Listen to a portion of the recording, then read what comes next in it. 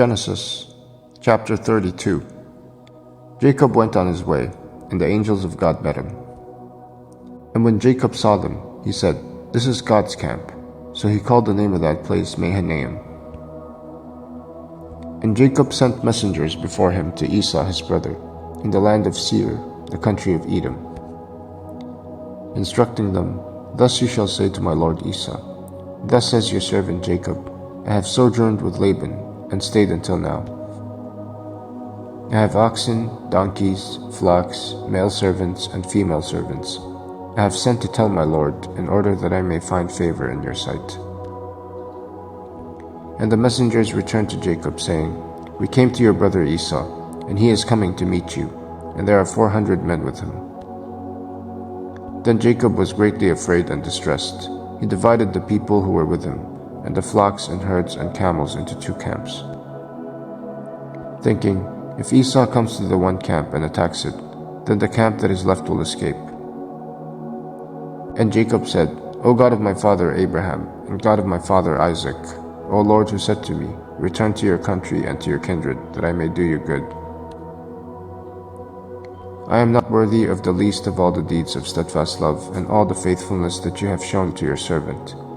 For with only my staff I crossed this Jordan, and now I have become 2 camps. Please deliver me from the hand of my brother, from the hand of Esau, for I fear him, that he may come and attack me, the mothers with the children. But you said, I will surely do you good, and make your offspring as the sand of the sea, which cannot be numbered for multitude." So he stayed there that night, and from what he had with him, he took a present for his brother Esau: 200 female goats and 20 male goats, 200 ewes and 20 rams, 30 milking camels and their calves, 40 cows and 10 bulls, 20 female donkeys and 10 male donkeys. These he handed over to his servants, every drove by itself, and said to his servants, "Pass on ahead of me, and put a space between drove and drove." He instructed the first, "When Esau my brother meets you, and asks you, 'To whom do you belong? Where are you going? And whose are these ahead of you?'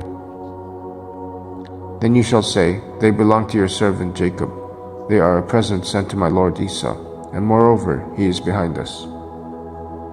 He likewise instructed the second and the third, and all who followed the droves, "You shall say the same thing to Esau when you find him. And you shall say, 'Moreover, your servant Jacob is behind us.'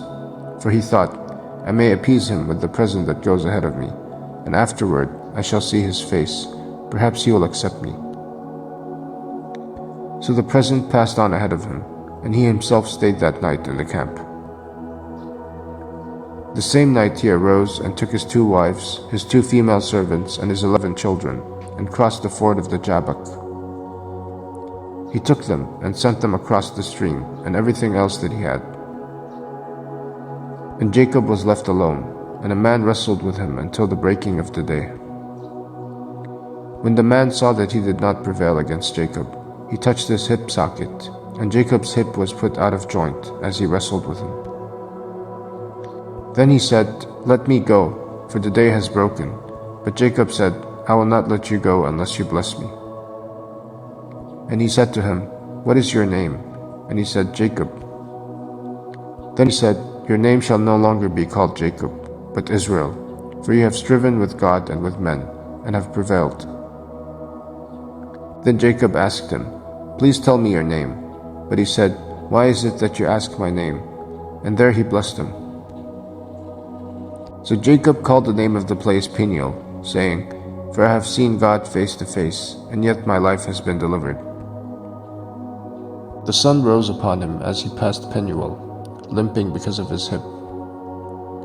Therefore to this day the people of Israel do not eat the sinew of the thigh that is on the hip socket, because he touched the socket of Jacob's hip on the sinew of the thigh.